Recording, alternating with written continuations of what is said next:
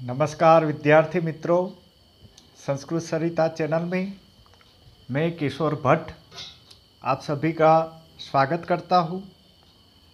विद्यार्थी मित्रों, आज कक्षा 9वीं में 5वां चैप्टर है स्वराज्य की नींव। उस चैप्टर के स्वाध्याय के प्रश्नोत्तर की हम संपूर्ण चर्चा करेंगे इस वीडियो के माध्यम से। तो विद्यार्थी मित्रों, ऐसे ही वीडियो देखने के लिए अभी भी आपने संस्कृत सरिता चैनल को लाइक, शेयर और सब्सक्राइब न किया हो तो अवश्य लाइक, शेयर और सब्सक्राइब कीजिए।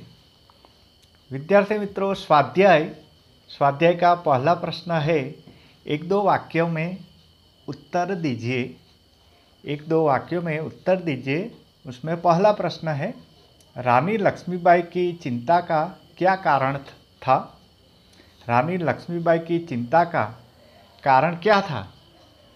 तो उसका उत्तर है, रानी लक्ष्मीबाई की चिंता का यह कारण था कि बहुत प्रयत्न करने के बाद भी स्वराज्य उनके हाथ में नहीं आ रहा था। दूसरा प्रश्न है, बाबा गंगादास ने रानी लक्ष्मीबाई से क्या कहा था? तो उसका उत्तर है, बाबा गंगादास ने रानी लक्ष्मीबाई से कहा था कि समाज में छुआछूत, ऊंच नीच और विलास प्रियता के होते हुए हमें स्वराज नहीं मिल सकता। स्वराज्य केवल सेवा, तपस्या और बलिदान से ही मिल सकता है।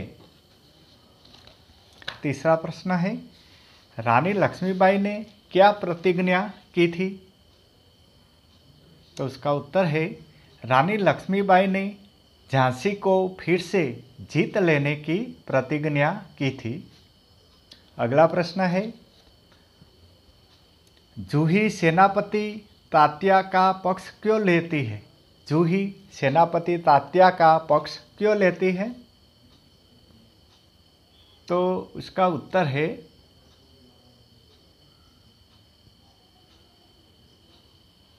जूही सेनापति तात्या का पक्ष लेती है क्योंकि वह उससे प्रेम करती है। अगला प्रश्न है, प्रश्न नंबर 5, तात्या रानी लक्ष्मीबाई के सामने लज्जित क्यों हो उठे?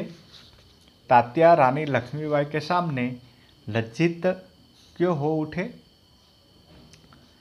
तो उसका उत्तर है, रानी लक्ष्मीबाई ने तात्या को सरदार कहकर संबोधित किया।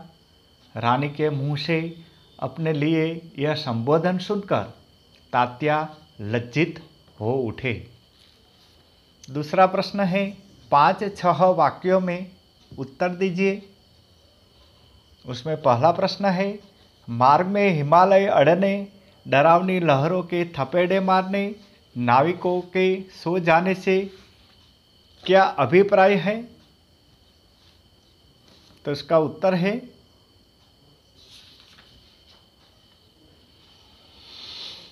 रानी लक्ष्मीबाई को अपनी प्यारी झांसी शत्रुओं के हाथ में चले जाने का दुख है। स्वराज्य की मंजिल हर बार पास आकर दूर चली जाती है। रानी स्वराज्य को पास आते हुए देखती है, पर तभी हिमालय जैसी बाधाएं उनके मार्ग में आ जाती है। जब वे अब इन बाधाओं को पार करती है तो मुसीबतों के महासागर सामने उमड़ जाते हैं। जब वे उन्हें पार करना चाहती है तो देखती है कि नाविक सो रहे हैं। यह नाविक है विलास में डूबे हुए उनके साथी सेनापति तात्या, राव साहब, बांदा के नवाब आदि। दूसरा प्रश्न है, विद्यार्थी मित्रों, रानी लक्ष्मीबाई देशभक्ति की एक अद्भुत मिसाल थी, समझाइए। बहुत अगत्य का यह प्रश्न है। रानी लक्ष्मीबाई देशभक्ति की एक अद्भुत मिसाल थी, समझाइए। उसका उत्तर है, रानी लक्ष्मीबाई हमारे इतिहास का एक अत्यंत तेजस्वी चरित्र है। स्वराज्य ही उनका अंतिम लक्ष्य है। इसके लिए वे बड़े से बड़ा बलिदान दे सकती है। स्वराज्य की नींव बनने में वे जीवन की सार्थकता मानती है। उन्हें राग रंग में सख्त नफरत है। उन्हें यही चिंता है कि स्वराज्य के लिए लड़ रहे उनके सैनिकों की वीरता कलंकित न हो पाए। सचमुच रानी लक्ष्मीबाई देशभक्ति की एक अद्भुत मिसाल थी। अगला प्रश्न है विद्यार्थी मित्रों, स्वराज्य की नींव शीर्षक कहाँ तक सार्थक है? प्रस्तुत एकांकी के लिए कोई अन्य शीर्षक दीजिए। तो इसका उत्तर है सन 1857 का सैनिक विद्रोह भारत का प्रथम स्वतंत्रता संग्राम माना जाता है। उसमें झांसी की रानी लक्ष्मीबाई, जूही सुंदर, तात्या टोपे, रामचंद्र तथा रघुनाथ राव आदि ने अपनी अनोखी देशभक्ति का परिचय दिया था। ये सब अपना बलिदान देकर स्वराज्य की नींव के पत्थर बन गए। बाद में इस एकांकी के पात्रों के न्याय, तपस्या और बलिदान की नींव पर ही भारत की आज़ादी की इमारत खड़ी हुई। इसलिए इस एकांकी का शीर्षक स्वराज्य की नींव बिल्कुल सार्थक है। इसके अन्य शीर्षक ये हो सकते हैं स्वराज्य की आधारशिला और आज़ादी के वे परवाने। अगला प्रश्न है प्रश्न नंबर 4। प्रस्तुत एकांकी में से उन कथनों को छांटिए जिससे पता चलता है कि युद्ध की छाया में भी राव साहब वैभव विलास में डूबे थे। हमें यहाँ उस कथनों को छांटना है जिससे हमें पता चलता है कि युद्ध के समय भी, युद्ध की परिछाया में भी राव साहब वैभव विलास में डूबे थे। ऐसे कथन कौन से हैं? तो जूही बोलती है, जानती हूँ महारानी हम विलासिता में डूब गए हैं। दूसरा मुंदर बोलते हैं, विलासिता में डूबे हैं राव साहब, बांदा के नवाब, सेनापति तात्या और लक्ष्मीबाई स्वयं बोलती है। जूही ने उन्हें रोका है, सुंदर मैं जानती हूँ जब राव साहब के लिए बुलाने इसे आए थे तो इसने उनको बुरी तरह दुत्कार दिया था। तो यह 3 कथन है जिससे हमें पता चलता है कि युद्ध की छाया में भी राव साहब वैभव विलास में डूबे हुए थे। तीसरा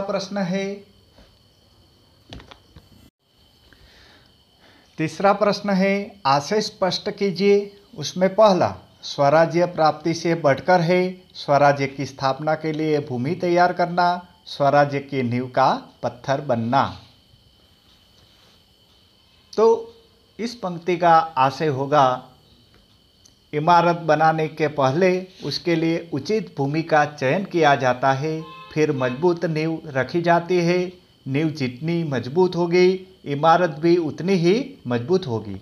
इसी तरह स्वराज्य पाने के लिए देश और समाज में इसके लिए वातावरण तैयार करना जरूरी है। यह वातावरण जनमानस को जगाकर ही तैयार किया जा सकता है। शहीदी के बलिदान जनमानस को आंदोलित करते हैं और लोगों में स्वराज्य पाने की भावना तीव्र बनती है। दूसरा है,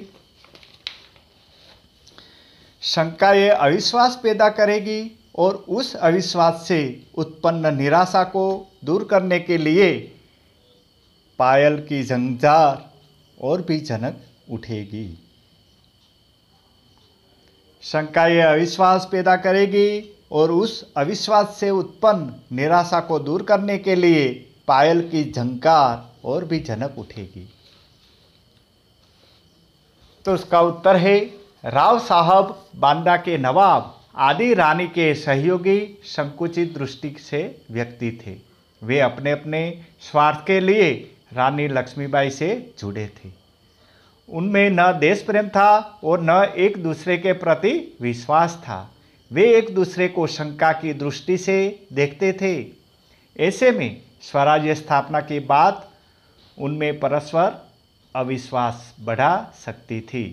अविश्वास उनमें निराशा पैदा करता था और फिर उससे उत्पन्न दुख दूर करने के लिए वे राग रंग में डूब जाते थे। तीसरा है, दोस्त की ठोकर अविश्वास की खाई को और चौड़ा कर देती है। तो उसका आशय है, दोस्ती में एक दूसरे पर विश्वास होता है, ऐसे में कोई धोखा दे तो दिल को गहरी चोट लगती है।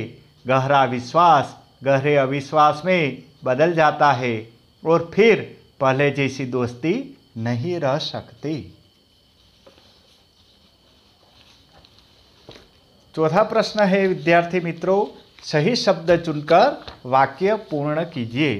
सही शब्द चुनकर वाक्य पूर्ण कीजिए। उसमें पहला है, स्वराज्य मिल सकता है केवल सेवा, तपस्या और खाली जगह से। तो उत्तर है, स्वराज्य मिल सकता है केवल सेवा, तपस्या और बलिदान से। दूसरा है, महासागर की डरावनी खाली जगह थपेड़े मारने लगती है।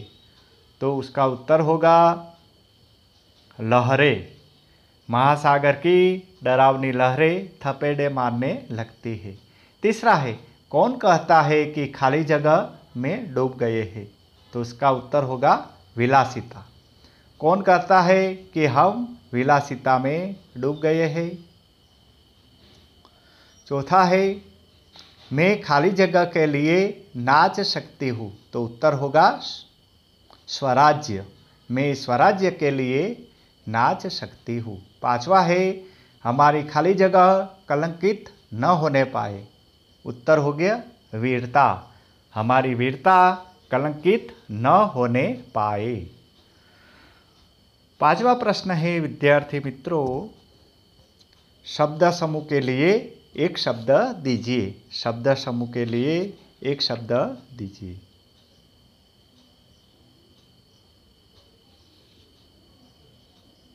उसमें पहला है, धरती और आकाश के मिलने का स्थान। धरती और आकाश के मिलने का स्थान। तो उसका उत्तर होगा क्षितिज। उसका उत्तर होगा क्षितिज। दूसरा है, निराशा या क्रोध में मुंह से निकलने वाली श्वास। तो उसका उत्तर होगा निःश्वास। दही से बनने वाला एक व्यंजन। तो उसका उत्तर होगा श्रीखंड। अगला है, ब्राह्मणों को खिलाया जाने वाला भोजन। तो ब्रह्म भोजन। अगला है, स्वामी के प्रति श्रद्धा रखने वाला स्वामी भक्त। उसका उत्तर होगा स्वामी भक्त। छठा प्रश्न है, उदाहरण के अनुसार शब्द बनाइए। एक उदाहरण हमें यहाँ दिया गया है, राज्य। उसमें आगे स्व उपसर्ग लगा है, स्व वत्ता राज्य। तो उसका उत्तर हो गया स्वराज्य। स्व वत्ता राज्य, स्वराज्य। अगला है देश। तो स्व वत्ता देश, स्वदेश होगा। भाव, स्व वत्ता भाव, स्वभाव होगा। तंत्र, तो स्व वत्ता तंत्र, स्वतंत्र हो जाएगा। और जन, तो स्व वत्ता जन, तो स्वजन हो जाएगा। सातवां प्रश्न है, उदाहरण के अनुसार शब्द बनाइए। हमें एक उदाहरण दिया गया है, सुंदरता, सुंदर। तो उसका हो गया सुंदरता और सौंदर्य। सुंदर, सुंदरता, सौंदर्य। दूसरा है शूर, शूरता। तो शौर्य। धीर, धीरता। तो उसका हो जाएगा धैर्य। उदार, उदारता, औदार्य। स्थिर, स्थिरता। तो स्थैर्य। स्थिर, स्थिरता, तो स्थैर्य। तो विद्यार्थी मित्रों, यहाँ हमने कक्षा 9वीं में 5वां जो चैप्टर है स्वराज्य की नींव, उसके स्वाध्याय के संपूर्ण प्रश्नों की चर्चा की। आशा है विद्यार्थी मित्रों आपको पूरी तरह प्रश्नोत्तर समझ में आ गए होंगे।